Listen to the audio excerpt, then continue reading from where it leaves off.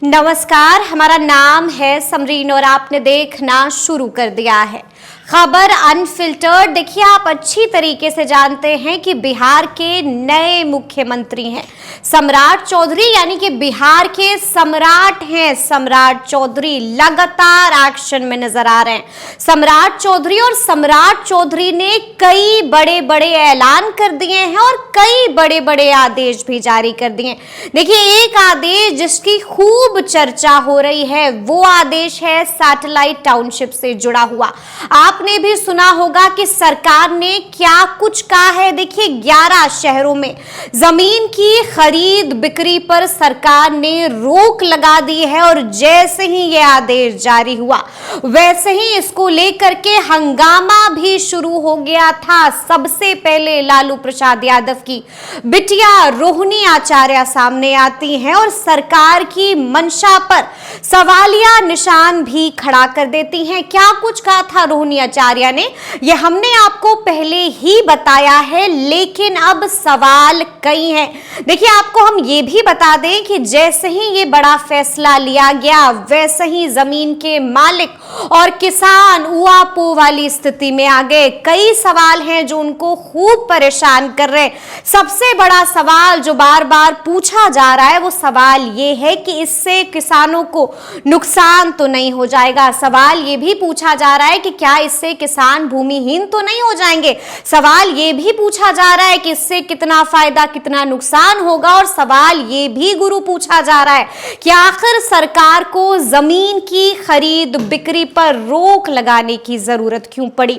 तो देखिए, सवाल कई हैं, तो इस वीडियो में हम आपको एक एक करके उन तमाम सवालों का जवाब देने जा रहे हैं। तो देखिए, सबसे पहला सवाल तो यही है कि आखिर सैटेलाइट टाउनशिप योजना सरकार की क्या है। तो हम आपको बता दें कि बिहार सरकार ने राज्य में सुनियोजित शहरीकरण के लिए बिहार टाउन प्लानिंग स्कीम नियमावली 2025 के तहत 11 ग्रीनफील्ड सैटेलाइट टाउनशिप को विकसित करने का निर्णय ले लिया है।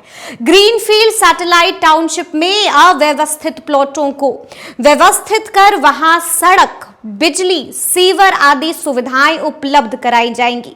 सभी प्लॉट एक समान होंगे। साथ ही टाउनशिप में पार्क होगा, खेल का मैदान भी मिलेगा आपको, स्कूल, अस्पताल, मंदिर भी वहां पर बनाया जाएगा। दूसरा सबसे महत्वपूर्ण सवाल क्या है। देखिए, दूसरा सवाल है कि क्या इस योजना से भूमिहीन तो नहीं हो जाएंगे किसान। जवाब है नहीं, बिल्कुल नहीं। इस संबंध में बिहार सरकार का कहना है कि भू मालिकों को टाउनशिप के विकास में होल्डर शेयर बनाया जाएगा। उन्हें उनकी भूमि के बदले विकसित क्षेत्र में हिस्सा भी दिया जाएगा, जिससे वो अपनी जमीन के मालिक बने रहेंगे। और इस संबंध में सरकार का कहना है कि राज्य सरकार भू मालिकों को 55% विकसित भूमि वापस भी कर देगी। तो चलिए अब आ जाते हैं तीसरे सवाल पर। तो तीसरा सवाल है कि जमीन का बंटवारा किस अनुपात में होगा। यह भी एक बड़ा सवाल है, तो जवाब सुनिए। नगर विकास एवं आवास विभाग का कहना है कि 55% भूमि को विकसित कर भू मालिकों को वापस कर दिया जाएगा। 22% भूमि को सड़क और बुनियादी ढांचे के निर्माण में लगाया जाएगा। 5% भूमि में पार्क, हरियाली और सार्वजनिक सुविधाओं के लिए उसको उपयोग किया जाएगा। 3% भूमि को आर्थिक रूप से कमजोर वर्गों के आवास के लिए बनाया जाएगा। 15% भूमि को पार्क, खेल का मैदान, स्कूल, अस्पताल, मंदिर आदि निर्माण के कार्यों के लिए सरकार अपने पास ही रखेगी। तो अब आते हैं चौथे सवाल पर। चौथा सवाल है कि क्या भू मालिकों को इस योजना से कोई आर्थिक लाभ भी मिलेगा। तो जवाब है हाँ, बिल्कुल हाँ। देखिए, बिहार सरकार भू मालिकों को इस योजना के तहत बहुत बड़ा लाभ देने जा रही है। विकसित होने के बाद जमीन की कीमत 10 गुना तक बढ़ जाने का अनुमान भी लगाया जा रहा है। यानी कि किसान को कम जमीन वापस मिलेगी, लेकिन उसकी कीमत उसके वर्तमान कुल जमीन की कीमत से बहुत ज्यादा होगी। तो चलिए अब आते हैं हम पांचवें सवाल की तरफ। तो पांचवा सवाल है कि अगर कोई किसान इस स्कीम का हिस्सा नहीं बनना चाहता है तो फिर उनके पास क्या रास्ता होगा, तो इसके लिए सरकार ने 2 ऑप्शन दे रखे हैं। पहला विकल्प क्या है ये भी जान लीजिए। पहला विकल्प में सरकार ने साफ साफ कहा है कि बाजार दर पर नकद मुआवजा देने का प्रावधान किया गया है। देखिए दूसरा ऑप्शन क्या है वो भी जान लीजिए कि विकसित भवन में उन्हें हिस्सा भी दिया जाएगा। यानी कि सरकार ने 2 विकल्प दे रखे हैं। अब आप सोच रहे होंगे कि फिर सरकार ने जमीन की खरीद बिक्री पर रोक क्यों लगाई है। इसका भी जवाब हम आपको इस वीडियो में दे ही देते हैं, तो जवाब भी सुनिए।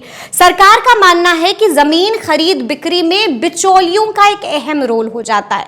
वो किसानों को बरगलाकर अपना काम करते हैं और अक्सर विकास की खबर मिलते ही बिचौलिए काम में लग जाते हैं और किसानों से जमीन खरीद लेते हैं और बाद में भारी मुनाफा कमाते हैं। रोक रहने से किसान अपनी बेशकीमती जमीन कम दाम में नहीं बेचेंगे और योजना पूरी हो जाने पर सीधा बढ़े हुए दामों पर लाभ उठा सकेंगे। तो अब जाते जाते एक और जानकारी हम आपको बता देते हैं। जानकारी ये कि अगर उसके बाद भी विवाद नहीं खत्म होता है तो फिर क्या रास्ता बचता है। सरकार ने इसके बारे में भी सोच रखा है। सरकार ने ये स्पष्ट किया है कि किसी भी किसान को भूमिहीन हम नहीं रहने देंगे।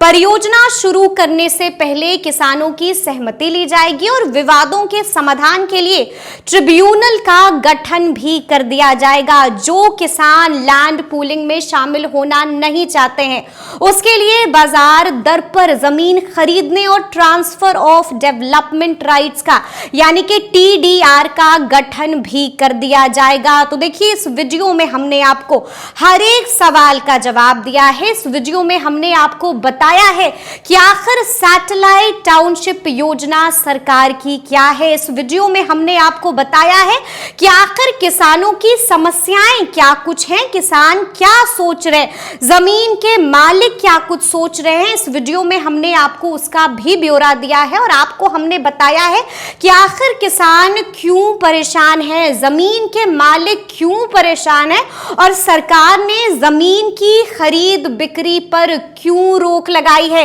ये भी हमने आपको इस वीडियो में बताया है। तो फिर ये पूरी खबर, पूरी जानकारी और पूरा वीडियो आपको कैसा लगा है कमेंट करके हमें जरूर बताइएगा। तो ऐसे तमाम अपडेट्स के लिए बिल्कुल ऐसे ही हमारे साथ बने रहिएगा और देखते रहिएगा खबर अनफिल्टर्ड। बहुत शुक्रिया।